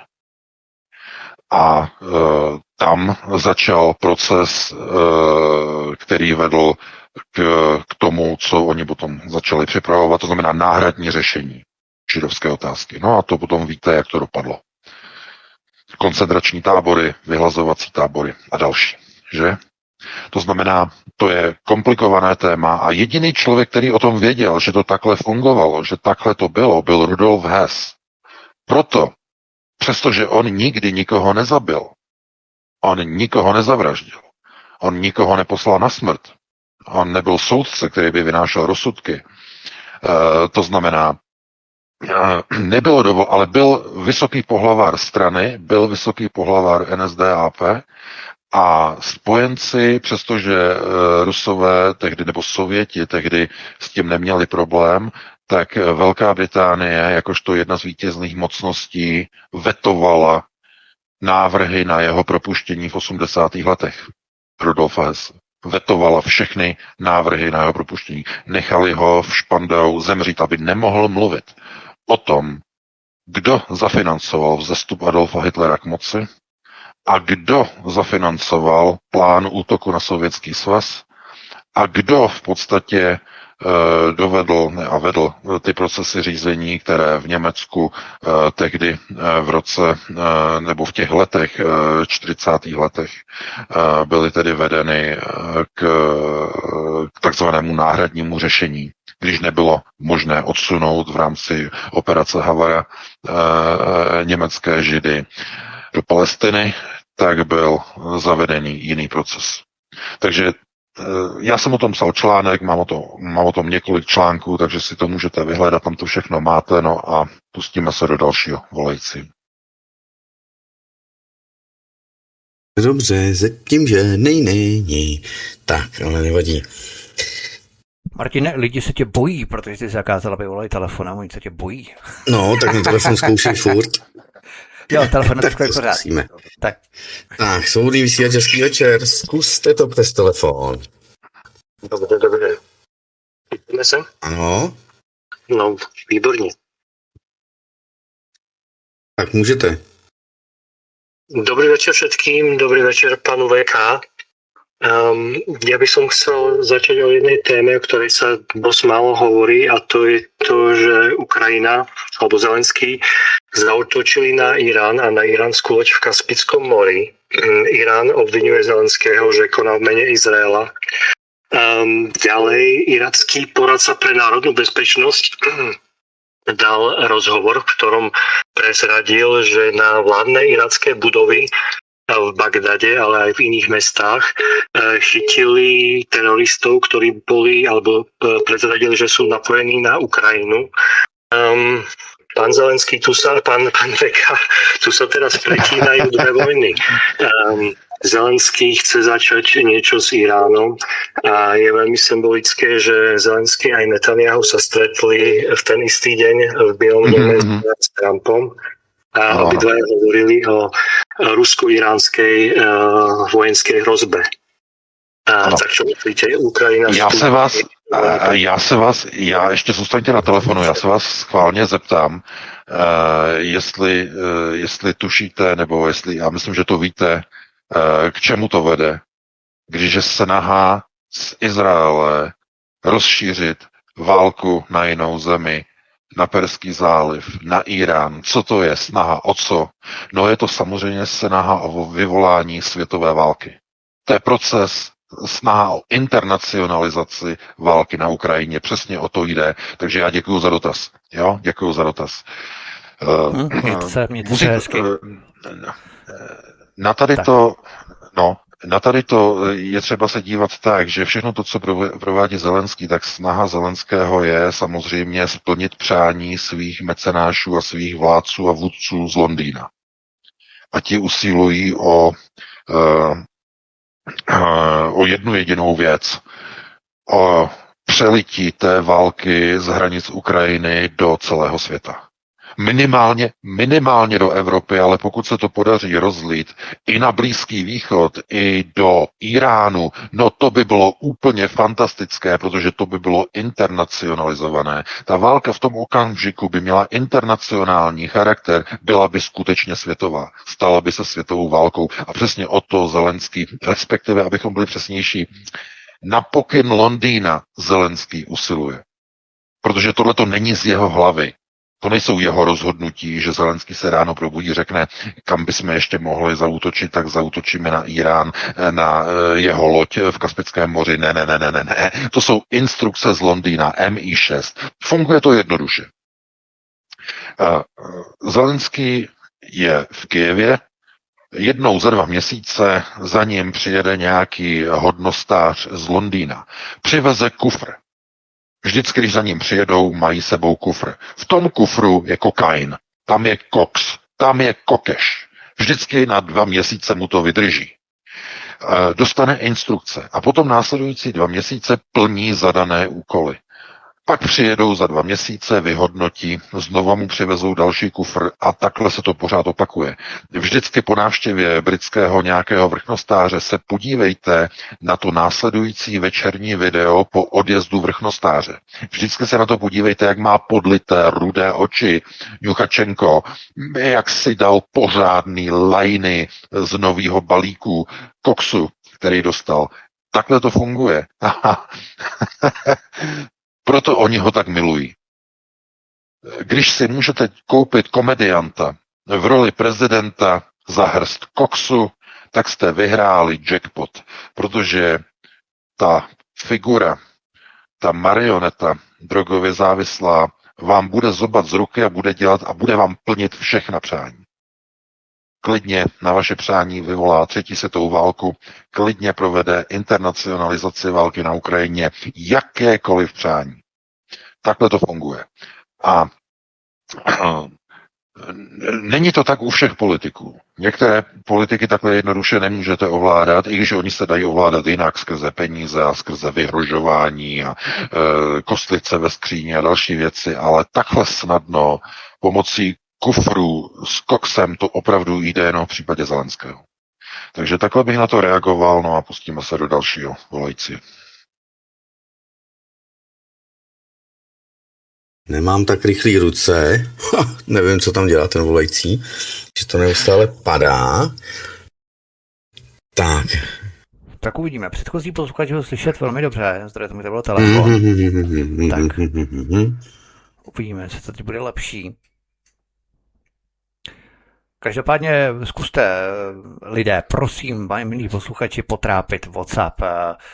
Zkusíme třeba příště pouvažovat, kdyby třeba Martin nebyl dobrý i Messenger, protože hodně lidí má Facebook, Messenger, tak i to by šlo třeba, ale nevím, jestli to je technicky možné. Teď jsem byl dost rychlej, abych to stihnul vzít. Tak svobodný vysílač, jestli se slyšíme, hezký večer, můžete položit dotaz. Dobrý večer, trošku nahlas, poprosím, trošku nahlas. No, ještě raz? No, tak, můžete položit dotaz. Skúste kričet na nás. Dobre, Nika zo Slovenska, dobrý večer. Ja by som sa ešte ohľadom tej otázky Ježiša Krista chcela opýtať, že teda všetci ľudia, ktorí sme momentálne tu na Zemeguli, sme tí, čo sme doteraz boli veriaci. Že tieto duše sa zachovali, keď odpočítam tie úplne nové duše, ktoré sú tu trebárs prvýkrát. A minule som sa ešte pýtala, že či je možná aj taká variácia, že v priebehu života neveriaci človek sa prepracuje k tomu, že bude veriaci. To sa akceptuje. Ďakujem pekne, pekný večer všetkým, dopo. No, já děkuju za dotaz. Podívejte se, zase, abychom to uvedli na pravou míru, protože někdy prostě jako si něco řekne a lidé si to vysvětlí trochu jinak. Spasení skrze Ježíše Krista je cestou splynutí s Bohem, který teda má to označení Žehova, Jehova, JHVH a tak dále. To znamená, ty názvy jsou různé, ale jedná se o splynutí s Žehovou. To je konec konců ta poslední knížka moje, Kanon okulty. Tam to máte. Tam, pokud potřebujete, tak tam opravdu si objednejte a tam máte úplně všechno. To je zásadní. Co se týče jiných náboženství, tak v podstatě oni po své smrti jsou konfrontováni s tím samým, s tou samou Žehovou, s tím samým prostorem, který představuje jakousi valhalu, jakýsi tunel, jakýsi chrám, jakousi halu s vysokými sloupy po stranách, s různými názvy. Někdo, když to vidí, tak okamžitě ví, že to je Valhalla. Někdo, kdo to vidí, tak to je jako nějaký tunel světla. Podobně. To znamená, je to stejné pro naprosto všechny lidi. Všechny lidské bytosti je to úplně stejné. Ale pro různé víry jsou různé archetypální prostředky ke splynutí s Žehovou. A co je zásadní, co je zajímavé, co je děsivé, je, že ten zaručený způsob onoho spasení, onoho splynutí je pouze skrze Ježíše Krista, skrze tento konkrétní archetyp. Protože jenom co je to archetyp? Archetyp je v vtělení. Vtělení Boha do fyzického těla, tedy do těla Ježíše Krista. To znamená vtělení. A tenhle ten archetyp je nejsilnější, má největší moc, má největší sílu a teď zároveň odpovídám na tu druhou otázku, jestli v průběhu života, když je člověk nevěřící, ale v průběhu života věří nebo uvěří v Ježíše Krista, jestli to je možné a tak dále, a tak dále. Ano, samozřejmě ano. Člověk může kdykoliv přijmout Ježíše Krista. Jakýkoliv člověk může přijmout Ježíše Krista. Slyším vás, vydržte chviličku.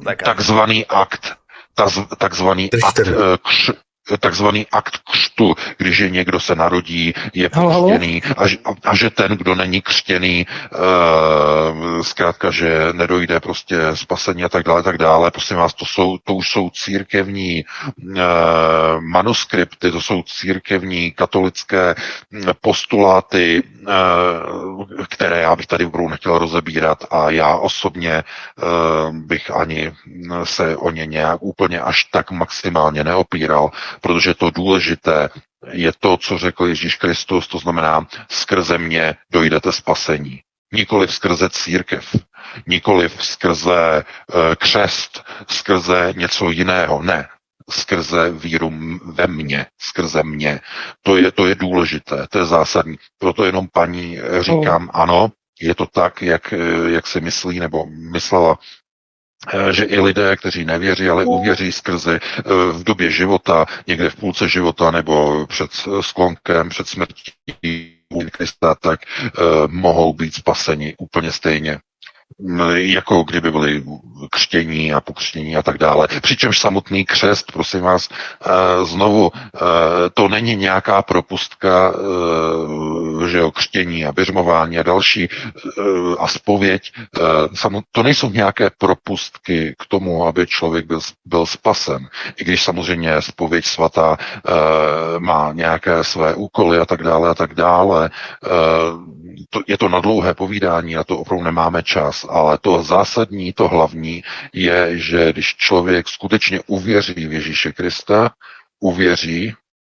tak v podstatě navazuje komunikaci přímo s ním, tedy skrze něj směrem k Bohu. A nepotřebuje k tomu žádnou církev, nepotřebuje k tomu kněze, nepotřebuje k tomu faráře, nepotřebuje k tomu biskupa, ani arcibiskupa, ani papeže. Takže takhle bych na to odpověděl, no a pustíme se do dalšího volající. Tak já jenom technická připomínka, my nemáme ještě možnost, protože WhatsApp je poměrně čerstvá novinka, kterou zavádíme do vysílání a nemáme možnost vás vzít jaksi mimo vysílání a domluvit se s námi, abyste počkali na telefonu. Takže když zavoláte na WhatsApp a uslyšíte přímo ze sluchátka, na které voláte pana VK, že hovoří, tak vězte, že už jste v rádiu a my vás slyšíme. Takže opravdu počkejte, prosím, my se nemáme jak s vámi domluvit mimo vysílání, aniž bychom nerušili přímý přenos odpovídání pana VK, tak pokud ho uslyšíte v telefonu, tak vězte, že už jste ve vysílání, takže stačí jenom počkat chviličku, než pan VK domluví a už vás vezmeme 100% na WhatsAppu. Takže to jenom technicky. Slyšíme, že tam je nějaká paní posluchačka, Martine? Děkuji Vítku, protože někdo tady halo, tak halo, tak se můžete optat, jste ve vysílání. Já vás všechny zdravím. Já bych akorát doporučil možná trošku ještě vyladit ten WhatsApp. Je tam slyšet ozvěna a není slyšet zpětná vazba, o čem si tam kluci povídají. Takže člověk neví, jestli je na Whatsappu Jo. nebo... Aha, to neslyšíte, ale slyšíte nás, to je zajímavé. Věc, jo. Hlavně, čeho by se člověk měl bát, je to napsáno v knize knih a je tam napsáno, že v okamžiku, kdy bude vyhlášen mír a bezpečí, tak to na ně přijde jako porodní bolesti na těhotnou ženu a povstane národ proti národu a království proti království. Takže toto je to kritický. Hezký večer. Dobře, děkujeme. Hezký večer o té ozvěně. Už mi to tady taky někdo psal, první volající, že se slyšel asi 3krát. Tak nevím, jak jsme to s Pavlem odladili, tak budeme muset ladit ještě. Ale už jsme těsně před cílem, je to perfektně slyšet, ten WhatsApp, je to paráda. Jinak... Propracujeme se k tomu postupně. Tak Slovensko volá, tak teď ho vezmu napřímo, svobodný vysílač, hezký večer, slyšíme se?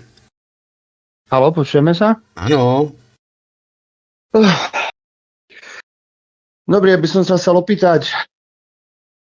Zase ja som počujem. Skúste si ale Európa si systematicky zničila svoje výrobné kapacity. A to preto, lebo si Spojené štáty americké mysleli, že budú predávať zbrane Európe, ona ich za to bude kupovať. No a to potom, ako si predstavuje Európa, že pôjde do vojny, keď sama nie je schopná vyrobiť zbrane. A Spojené štáty americké tiež majú veľmi výrazne znížené výrobné kapacity na zbrane, nakoľko tam každý, kto má peniaze, tak ich investuje do finančných služieb a nie do výroby zbraní alebo vôbec do priemyslu. Preto tá priemyselná výroba v Amerike padá.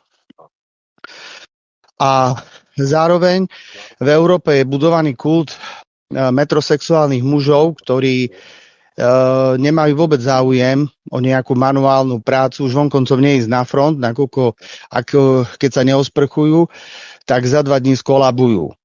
A nie je absolútne záujem ísť bojovať. No tak ako potom Európa chce ísť do vojny s Ruskom, keď nemá na to výrobné kapacity, keď nemá vojakov a migranti nebudú vstupovať do armády. A potom ešte druhá taká otázka, keď sa dá, ako chápete to, že Rusko umožňuje Severnej Koreji vlastniť jadrové zbrane, respektíve nenamieta a pravdepodobne táto otázka sa si musela veľmi nepáčiť Číne a prípadne ako to zhorší vzťahy medzi Ruskom a Čínou, nakoľko podľa mňa uzavretím tej spojeneckej zmluvy režim Severnej Koreje získa veľmi významného spojenca a trošku sa môže vymaniť spod moci Číny. No, tak ďakujem. Do počutia. Dobře, děkujeme. No, já děkuji za dotaz. Samozřejmě, co se týče Ruska, tak Rusko se snaží nebýt úplně závislé na Číně a respektive vyvažovat. To znamená vyvažování moci. Čína disponuje obrovskou silou a jakési spojenectví mezi Pekingem a Moskvou je čistě z vypočítavosti a ta vypočítavost je v podstatě na obou stranách. To není nějaké přirozené přátelství. Naopak obě dvě velmoci jsou spíše jako de facto, dalo by se říct, protivníci. To znamená, sledují své vlastní cíle a své vlastní zájmy, takže to je naprosto zjevné. A zkrátka, to není ani žádné jako překvapení. Co se týče té otázky ohledně toho, že Evropa nemá zbraně a tohleto. Pozor. Tady je třeba rozlišovat. Podívejte se. Jaké zbraně se dneska používají k útoku na Rusko? No, používají se drony. Žádné jiné zbraně. Občas teda Ukrajinci vystřelí nějakou západní raketu, 1 nebo 2, nebo něco, co prostě smontujou z plynových trubek v těch závodech podzemních v Kyjevě nebo v Gostomelu a vypustí na Rusko, ale většina těch útoků to jsou všechno drony. A ty drony jsou vyráběny po celé Evropě. Jenom pánovi řeknu, není pravda, že Evropa nezbrojí a nemá čím bojovat. V Evropě se vyrábějí každý den skoro, no to bylo to číslo, které bylo minulý víkend na ruské televizi. V celé Evropě se každý den vyrobí přes 18 000 dronů. Z nichž všechny končí na Ukrajině. 18 000. A všechny jsou vypouštěny na ničení Ruska. To znamená, jenom tady je asi nepochopení toho, co se myslí válkou, nebo jakými prostředky se povede válka. No, povede se drony. To znamená, Evropa začne, pokud vypukne konflikt, bude útočit na Kaliningrad drony. Bude útočit na Petrohrad drony. Na Moskvu drony. Všude budou drony. Protože dronů vyrábí Evropa obrovské množství. Ničeho jiného nevyrábí skoro nic, ale co se týče dronů, vyrábí obrovské množství dronů, které teď končí všechny na Ukrajině. Takže já chápu, že lidé si představují dneska válku, že válka se vede ve chvíli, kdy Evropa má dostatek tanků, dostatek bojových vozidel pěchoty, dostatek obrněné techniky, dostatek helikoptér, dostatek stíhaček, dostatek houfnic, dostatek dělostřeleckých granátů a tak dále. Ale prosím vás, to jsou koncepty staré války. To, co se dneska válčí, nebo to, co předvádí kolektivní západ v úderech na Rusko ukrajinskýma rukama, tak jsou všechno dronové útoky. To jsou škody způsobované drony. A dronů má Evropa obrovské množství. Respektive v obrovské množství dodává na Ukrajinu. Takže tohleto je třeba takhle vnímat, že ve chvíli, když začnou tyhle ty útoky, tak hádejte, co udělají Rusové. No, Rusové pustí na Evropu také drony a v nějaké chvíli, když je to přestane bavit, tak udeří kinžálama, zirkonama a orešníkama na velké výrobní závody v Evropě, a budeme krůček od termonukleární výměny, protože na odpověď na ruské balistické rakety Evropa nemá. Evropa má v zásobě na odpověď, aby Evropa atvičála, jenom v podstatě balistické rakety s jadernými hlavicemi, to znamená Francie a Velká Británie. A nemá jich moc, má jich pár. A ono by ani nešlo o to, kolik jich má nebo nemá, protože pokud platí to, o čem hovořím, to znamená, že cílem je zlikvidování Evropy v rámci The Great Replacement, to znamená výměny obyvatelstva, vehnání národů Evropy do války, tak nezáleží na tom, kolik má Evropa zbraní, kolik má tanků, kolik má děl a kolik má bomb nebo jaderných bomb, ale záleží jenom na tom, kolik lidí pošle do války s Ruskem, kolik jich zničí ve válce s Ruskem. A to je ten hlavní leitmotiv, o který usilují ti, kteří řídí procesy v Londýně. To znamená, pozor, je to důsledek konceptuální války, to znamená válka, která je vedena mezi dvěma domy globálního řízení, to znamená mezi domem Sion a domem Chabad. A ten, kdo má být zničen, jsou ti, kteří se nacházejí mezi těmito dvěma domy. To je komplementární válka a o tom hovoří všechna proroctví, všechna hebrejská proroctví hovoří o tom, že takhle to přesně bude.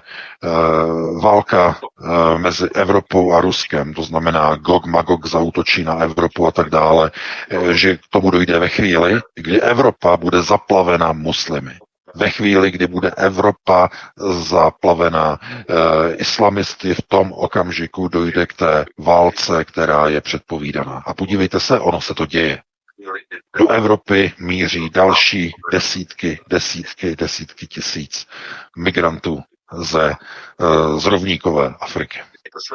Takže takhle bych na to reagoval, slyším tam sám sebe, no a pustíme se do dalšího volajícího. No, máme trošku na třetí kody. Čeká. Tak. Svobodný vysílač, hezký večer, můžete položit dotaz? No dobrý večer, tak ja som to ešte zase ja. Len to je presne to, čo som aj hovoril, že teda Európa nemá vojakov, ktorých by tam poslala. A tým pádom, keď by malo dôjsť ku nejakej termonukleálnej výmene, tak alebo teda, keď tak potom akože sa má viesť tá vojna len vo forme bombardovania rakiet.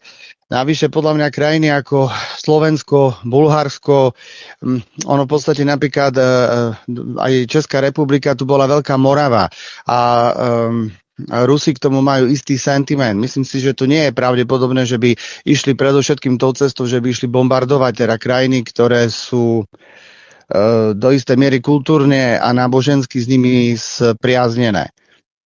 A konec koncom to, že sú napísané proroctva, predsa neznamená, že k tomu aj dôjde. Veď konec koncom Donald Trump zložil prísahu Chabad ho poslal bojovať do Iránu, všetci to rozporovali, kopec generálov a admirálov muselo byť dobrovoľne, nedobrovoľne odísť. A výsledok je aký? No žiadny. Že budú musieť jednoducho vypadnúť z Perského zálivu. To znamená, že to, že oni niečo naplánujú, to ešte neznamená, že sa to aj stane. Takisto aj COVID. Áno, urobili strašne veľa zla, ale ten celkový výsledok, aby zredukovali počet obyvateľov minimálne o polovicu, no to im nevyšlo. Ale potom by som mal ešte, prípadne na to môžete reagovať, ale ja by som sa potom ešte chcel opýtať, ak teda dôjde k tomu, že teda nedôjde k splynutiu s tým svetlom, s tou žehovou, tak a my ideme teda do tej siene, kde si máme vyberať nejaký osud, tak ja len ako, že ako to funguje, lebo a prečo si niekto potom vyberie osud prostitútky a niekto si vyberie osud napríklad vedca, ktorý dostane Nobelovú cenu. Alebo teda ten výber osudu je čisto postavený len na našej vôli, alebo je postavený aj na základe iných skutočností. Alebo prečo si niekto vyberie osud masového vraha, alebo to je na našej vôli, že aj keď si zvolíme nejakú cestu a nejaký osud, tak ho potom môžeme transformovať. Jasne. Ja vám na to odpovím. Ja vám na to odpovím. Teda naše zatratenie, alebo nejakú ďalšiu návštevu tej siene, kde si znova vyberieme nejaký ten osud na naše... Ja vám rozumím. Dobře, já vám odpovím, ano. Dobře. Odčinění toho zlého. Dobře. Vezmu to velice rychle. Tohle to jsou věci, které jsou zodpovězené v té knize Kanon okulty. Je to moc komplikované na to, abychom tady rozebírali. Takže jenom pánovi velice rychle. V takzvané síni Valhaly si člověk nevybírá svůj, je-li tedy odsouzen k reinkarnaci, nevybírá si to, jakým dalším životem projde podle toho, jak se mu to podle jeho vědomí a svědomí zdá nejlepší. Ne, tak to nefunguje. O tom rozhoduje váš karmický status, který vás přitáhne k vašemu druhému osudu. A vy si vybíráte několik cest, které vás tím karmickým osudem a takzvanou cestou nápravy provedou. To znamená, ten karmický systém je takhle nastavený. To znamená, jestliže máte potřebu, vaše entita, nechci říkat psyché, protože psyché, o tom se hovoří pouze v případě, že se jedná o takzvané vyšší vědomí, a tak nechci do toho příliš zabíhat, by se to nekomplikovalo, ale pokud zůstaneme u té duše, tak ta si v podstatě vybírá to, co je potřebné pro ní, pro její růst. Takže jestliže pro její růst je potřebné, aby projevovala větší soucit a lásku, dejme tomu k chudým, tak daný člověk se narodí v podmínkách naprosté chudoby, v podmínkách naprostého soužení, protože tím životem má projít a naučit se soucitu a lásce k chudým lidem. Říkám příklad. Jiný příklad. Osoba je nebo daná duše potřebuje získat větší odvahu, potřebuje získat větší průbojnost, větší sílu, větší stabilitu rozhodování, tak v takovém případě se ta osoba narodí do vojenské rodiny a stane se z ní generál, dobyvatel, nějaký hrdlořez a podobně. Takhle ten systém karmického řízení probíhá. To znamená, to si nevybíráte vy, to za vás vybírá karma. Karmické pojítko. Vy si nevybíráte nic, ale to, že se to jako vybírá, je, že vy si vyberete v té galerii, vy si vyberete rodinu, která vám bude nejlépe vyhovovat pro dosažení té cesty, dosažení toho cíle.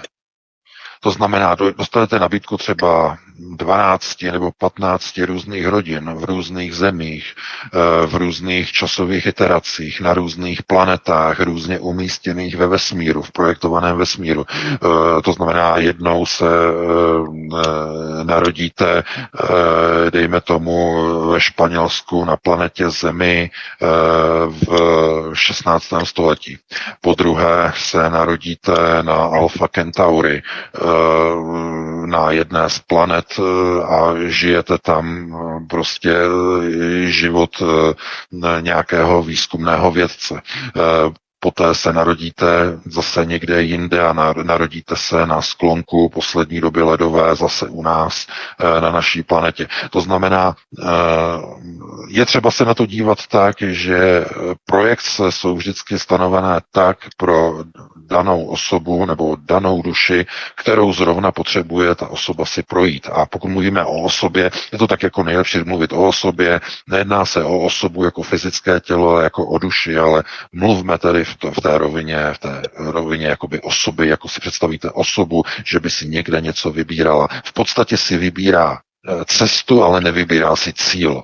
Cíl si nevybírá, respektive úkol cesty si nevybírá, ale vybírá si formu.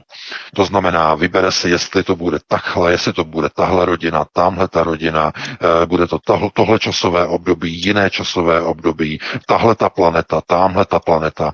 To si ta duše sama vybírá.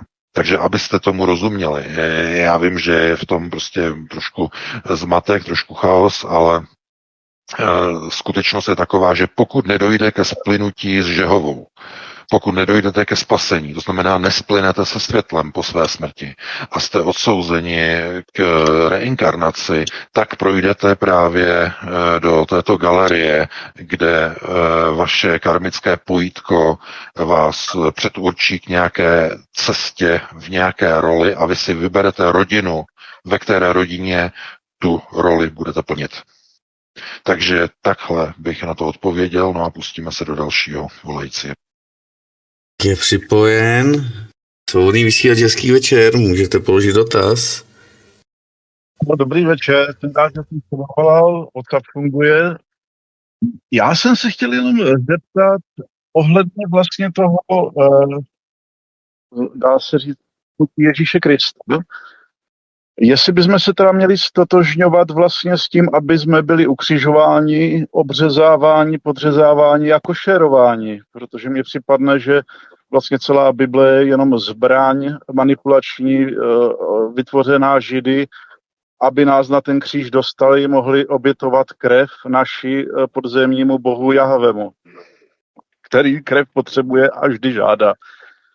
Takže rád bych teda slyšel, jestli se máme nechat ukřižovat a tím se necháme spát. Ne, prosím vás, jedná se, tady já děkuji za dotaz, Dobré, ale tady se jedná o zaměňování pojmů, to znamená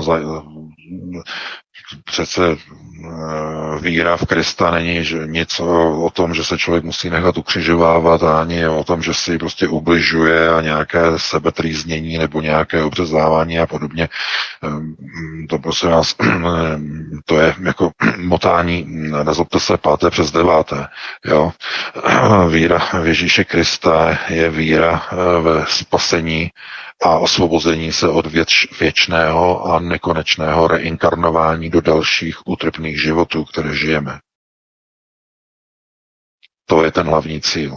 Osvobození se z reinkarnace skrze Ježíše Krista. To je ten hlavní cíl. Takže někomu to nevadí. Někomu je to jedno.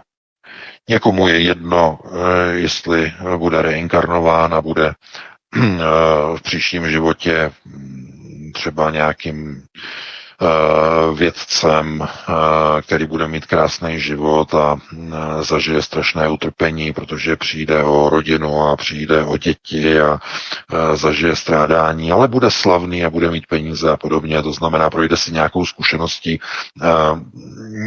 Někdo to vidí jako prostě něco, co je ochotný prostě provést, zopakovat si, vyzkoušet si.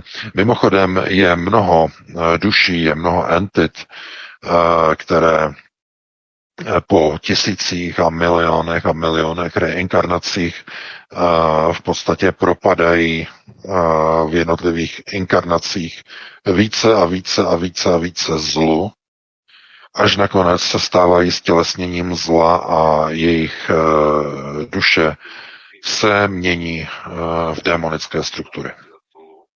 To jsou ale situace, kdy po mnoha tisících, milionech reinkarnací prostoupení ke zlu je tak hluboké, že je neodčinitelné, je nenapravitelné a dobrovolně oni propadají v podstatě do struktury takzvané, plně se vlastně odají negativní entitě a tak dále, ale o tom tady nebudeme teď hovořit, to by bylo se na jiné téma. Takže takhle bych na to reagoval a pustíme se do dalšího volajícího, pokud máme. Nemáme ho pustit, svobodný vysílač, hezký večer, můžete položit dotaz? Dobrý, tak to som zase ja. A potom s ohľadom teda na to, čo ste už uviedol, podľa vás, aký osud stihne Lindseyho Grahama? A ešte len taká... ja vám na to hned rovnou odpovím. Že ten dôvod, pre ktorý Lindsey Graham zomrel, nebola napríklad vakcína, lebo on mal nejakú výduč aorty. A to je teda pravidelný dôsledok očkovania a preto sa teda akože tvária, že teda v zatvorenej rakve a tak ďalej, aby nemuseli priznať napríklad v kontexte toho, čo sa teraz dialo v kongrese pri vypočúvaní Fauciho, že to je vlastne smrť v dôsledku očkovania a teda je to tak významná osoba, že teda slúžila by ako príklad toho, aby sa ľudia teda nedali ďalej očkovať. Ďakujem, do počutia. No, já děkuji za dotaz. Takže, co se týče teda Lindseyho Grahama, tak pokud on teda nesplyne s Žehovou, jakože zřejmě asi ne, tak bude v příští reinkarnaci pravděpodobně tedy karmicky si projde životem, kde zopakuje některý z životů lidí, které on nechal zabít, které nechal zlikvidovat, vybombardovat. To znamená, projde si některým z životů, který jeho činy pomohl zmařit. To je velice pravděpodobné. To znamená, není vyloučeno, že se narodí někde v nějakém časovém prostoru, kdy mu nějaký válečník nebo nějaká armáda mu zabije ženu, matku, děti, on to přežije, zůstane sám, nebo bude zmrzačený do konce života, bude na tom hodně špatně celý život. To znamená, projde se něčím takovým. To je velice pravděpodobné. No,